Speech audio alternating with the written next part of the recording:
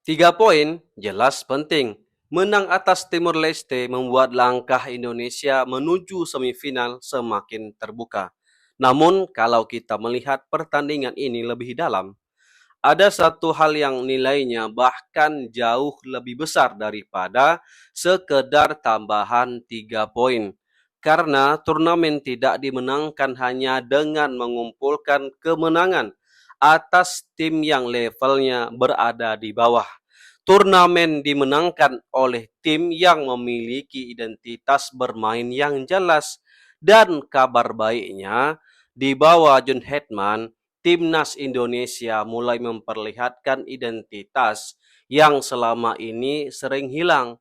Identitas yang bukan bergantung pada satu atau dua pemain bintang, melainkan pada sebuah sistem yang membuat seluruh pemain tahu apa yang harus dilakukan ketika menyerang, bertahan, maupun saat kehilangan bola. Kalau identitas ini benar-benar matang, maka laga melawan Vietnam nanti bukan hanya soal siapa pemain terbaik, melainkan pertarungan dua sistem permainan terbaik di Asia Tenggara. Jadi pertanyaannya adalah, sejauh mana perkembangan permainan timnas di bawah asuhan John Hetman? Nah, itu dia. Yuk kita bahas sampai tuntas.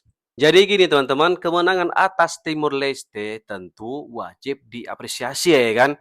Indonesia berhasil mendapatkan hasil yang dibutuhkan untuk menjaga posisi di klasemen, sekaligus meningkatkan kepercayaan diri menjelang pertandingan yang jauh lebih berat menghadapi Vietnam pada hari Senin mendatang.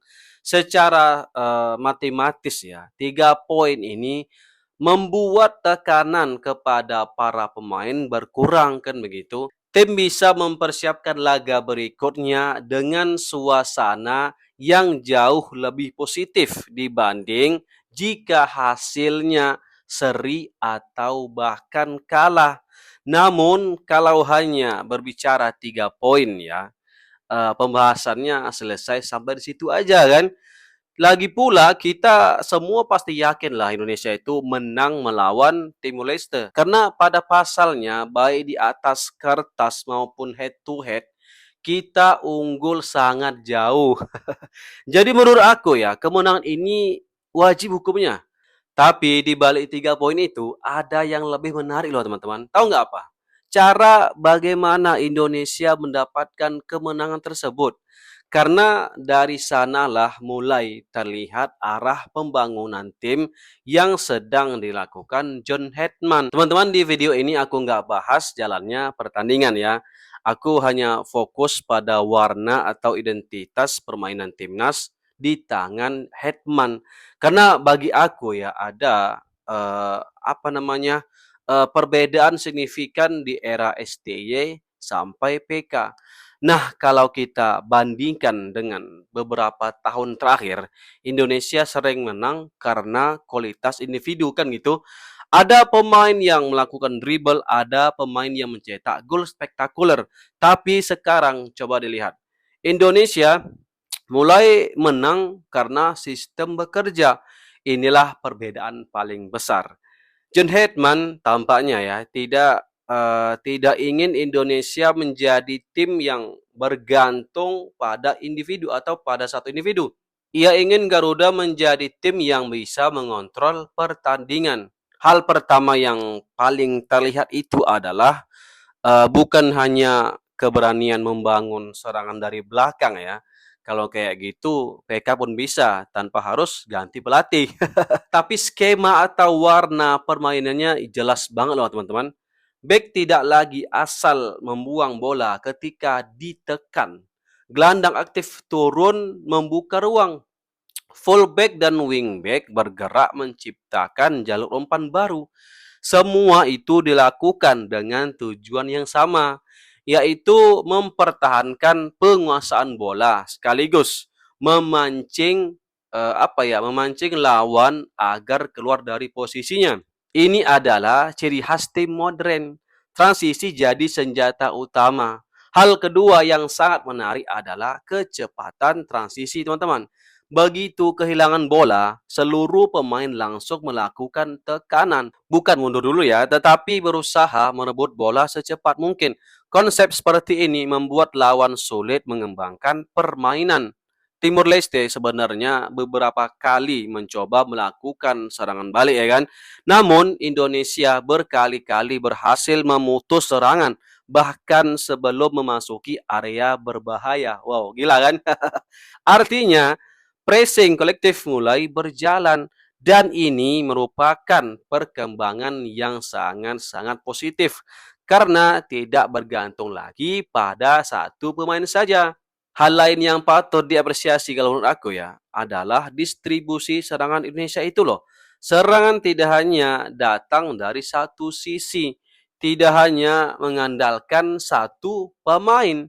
Rotasi antar pemain berjalan cukup baik. Beberapa serangan juga dibangun melalui tengah. Kadang ya melalui sayap, kadang juga datang dari second line. Inilah yang membuat lawan semakin sulit membaca permainan Indonesia. Wow.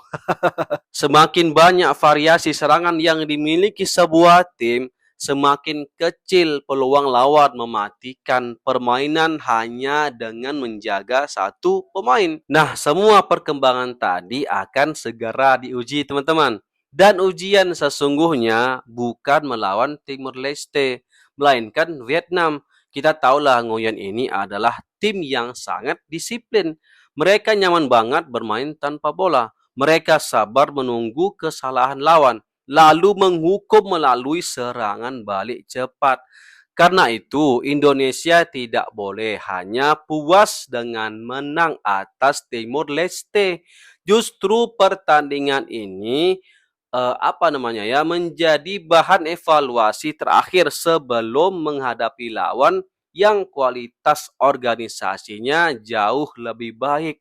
Meski identitas permainan mulai terbentuk gitu ya, masih ada beberapa pekerjaan rumah. Apa itu bang? Yang pertama, kecepatan sirkulasi bola. Pada beberapa momen, Indonesia masih terlalu lama mengalirkan bola sehingga lawan sempat membentuk blok pertahanan. Melawan Vietnam, situasi seperti ini akan jauh lebih sulit ditembus. Kedua, efektivitas penyelesaian akhir. Peluang yang tercipta harusnya itu bisa dikonversi menjadi gol. Tim besar itu ya tidak membutuhkan yang namanya banyak kesempatan untuk mencetak gol. Ketiga, konsentrasi saat kehilangan bola. Vietnam terkenal sangat berbahaya dalam memanfaatkan ruang kosong. Sedikit aja kehilangan fokus. Wah, mereka bisa langsung menghukum. Ini hanya pandangan aku aja ya teman-teman setelah nonton full pertandingan timnas. Kalau aku salah dikoreksi loh ya. Atau misalnya ya kalau kalian ada pendapat lain silahkan komen di bawah. Jadi ya 3 poin atas Timor Leste memang sangat penting kan gitu. Tetapi itu bukan hal terbesar yang dibawa pulang Indonesia. Yang jauh lebih penting adalah munculnya identitas permainan timnas Indonesia di bawah asuhan John Hetman. Kita mulai melihat tim yang berani menguasai bola, tim yang mampu melakukan pressing secara kolektif dan tim yang menyerang dengan pola yang jelas. Dan yang terpenting adalah tim yang tidak lagi bergantung kepada satu pemain untuk memenangkan pertandingan. Kalau identitas ini terus berkembang, maka Indonesia bukan hanya berpeluang mengalahkan Vietnam, tetapi juga memiliki fondasi yang kuat untuk bersaing memperebutkan gelar Asian Championship Hyundai Cup 2026 untuk pertama kalinya. Kalau menurut kalian, apakah identitas permainan racikan John Hetman sudah cukup matang untuk menaklukkan Vietnam atau masih ada sektor yang wajib dibenahi sebelum laga melawan sang rival? Tulis pendapat kalian di kolom komentar. Horas. Assalamualaikum warahmatullahi wabarakatuh.